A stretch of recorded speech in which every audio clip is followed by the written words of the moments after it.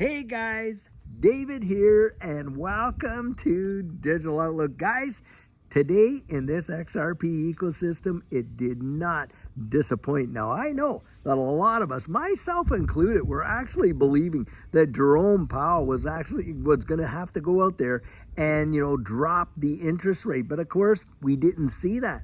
But guys, I'm going to tell you something. They are going to have to do it, and I think they're going to do it sooner than what a lot of people think. And the reason I believe that is, guys, they've got themselves painted into such a corner now. I mean, the fact that the US dollar debt, all the bond market, guys, oh yeah, it's selling. But you know what?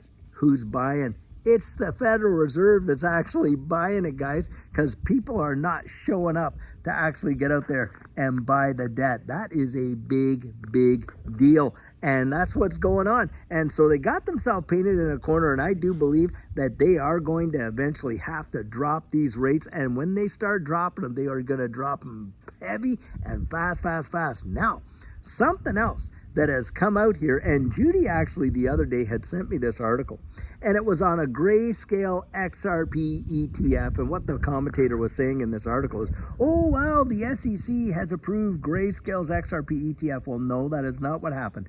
What actually happened is the SEC allowed Grayscale to convert a fund that holds XRP, holds Solana, holds Cardano, to convert that into an ETF. So yes, is there exposure with an XRP ETF? There is through Grayscale, but it is not a singular XRP ETF. Guys, I believe one's coming.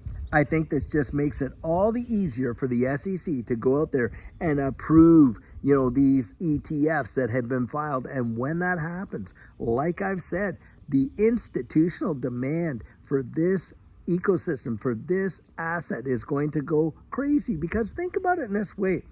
When you got these, hedge funds and pension plans, and even folks that normally would never touch digital assets, high net worth, accredited investors, and things like that, they want exposure to it, but they want to have it in a way that they are very familiar with. Now, of course, with pension plans and hedge funds, they have to have that fiduciary responsibility satisfied. And the only way they're getting that is through the security of an exchange traded fund. But so many other people would never. And look, they want to be able to do it, but the complexity of it, I can't tell you how many people that I have had, at various age levels there, that, are terrified of actually getting involved in this space because they don't understand self-custody. They don't understand the exchanges. They don't want to be their own broker. So what are they going to do? Well, guys, I'll tell you what they're going to do. They're going to get out there and they're going to get exposure to it through exchange-traded funds. And I believe that right there will ultimately result in a retail, supply crunch for XRP that will help to drive the prices way higher. Guys, we're going to see it. I absolutely believe it. And in fact, you're watching a lot of stuff on the charts right now. And if you were to compare just different charts, all these TA guys and what they're literally saying we are right there. We are literally there. Do you know that it was at the moment that we were literally there that the greatest levels of capitulation came? You just look at the charts. You can see, if you zoom right in there, that there was a big drop before a massive pop. And guys, that's what I think we're going to see again. I don't know why it works that way with XRP. All I know is that traditionally it does. It just seems to tinker along, as if it is doing nothing and going nowhere. And then all of a sudden, bang, it just fires off like crazy. I mean, we have seen it practically every single time that has happened. Now, out there's some major confluence going on in these markets. The DXY is literally starting to tumble. Now, there is a reverse correlation between the DXY, the dollar index, and this distributed ledger technology space. You watch the dollar roll over, guys. These things have popped, and you can check this stuff for yourself. Now, a lot of the technical analysts out there are absolutely reporting this information and showing that this is in fact what has happened. And you can actually go and track them yourself. You go listen to Dark Defender and eGreg Crypto and Blockchain Backer and CoinsKid and all these guys and that have this TA, underneath their belt. I mean, that's their thing. I'm not a TA person, but I certainly follow some. And I'll tell you what, they're talking about everything mirroring what happened in 2017. And they're all in practically perfect agreement with one another, which in and of itself is amazing. That, to me, is another big time deal of what I am expecting to see happen. And guys, I'll tell you what, there is no way, no how that I am sitting here discouraged about XRP not, being there right at what, $2, 20 cents and not having popped off yet. Because I'm going to tell you, so many people in this space, they have not yet reached their accumulation goals. And like I used to say, and there's people that remember me saying it back in the day when XRP was 30 and 40 cents and stuff like that, saying, would you rather accumulate now, guys, or do you want to accumulate when we're $2, $3, $4? Guys, would you rather accumulate now, or are you wanting to accumulate when we're at 20, 30, 40, 50 bucks? And do I believe that XRP has the power to get there? Yes, I do. Now, obviously, environment matters and matters big, but we're seeing it, aren't we? I mean, come on, you have never seen a more perfect setup for this distributed ledger technology space than what we're seeing right now. An administration that is so pro crypto, considering what we had to endure over the last 4 years under Gary Gensler's SEC and the administration that was there. Guys, right now, we've got Paul Atkins, Scott Bessent, David Sachs. You got the president himself and on, and they are all bullish for this space. And what they're trying to do, I mean, the SEC now, literally, when you saw them show up, their joint application, they were willing to get the injunction out of the way, drop the fine from 125 million down to 50 million. Well, we know that didn't happen. But, the thing is this, they're going to drop it and they're going to work out an arrangement, with Ripple. And another big piece of FUD I want to throw out there that gets put out there, oh, well, the injunction's in place and Ripple cannot sell XRP to institutional clients in the United States. That is hogwash. Read the ruling. It's not who they sold it to, it's how they sold it back in 2013.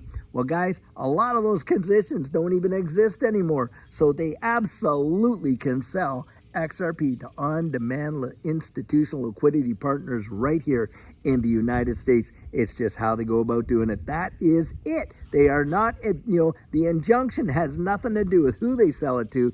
It's an injunction on how they actually sell it. So they can definitely do that. Something else, when we see a lot of this stuff go down, boy, I'll tell you, any change that comes along, do they ever want to poke as many holes in it as they possibly can? And some of the positive things that have happened, it blows my mind when you get the reactions from these people, oh, well, the SEC, they're going to have to take another 5 weeks to do this and do that or whatever it is. And I'm thinking, have you really lost perspective? Where's your compass over here? It wasn't that long ago when we were under an SEC that wanted to designate XRP in and of itself to be a security. Did not happen, guys. Don't listen to the FUD. Just focus on the fundamentals. Focus on where we're going. Focus on the problems it's solving. Focus on what has literally expanded. Has this ecosystem contracted or has it expanded? Well, we know it has expanded. Now, something I want to bring out is this. So a big supporter that we have been supporting is Caleb and Brown. And the reason we have is Judy and I have been clients of Caleb and Brown since 2020. Well, Caleb and Brown just got sold to one of the biggest, if not the biggest exchange in Australia. Well, immediately the FUD that is coming out is, oh, Caleb and Brown, they're going to change their name. Oh, everything's going to change and on. That is absolute hooey. In fact, I was talking to the head of Caleb and Brown in Australia, Billy, and we're going to get him on the show. We've had him on the show before, but he is coming next week to do an interview. And guys, I'm going to tell you something.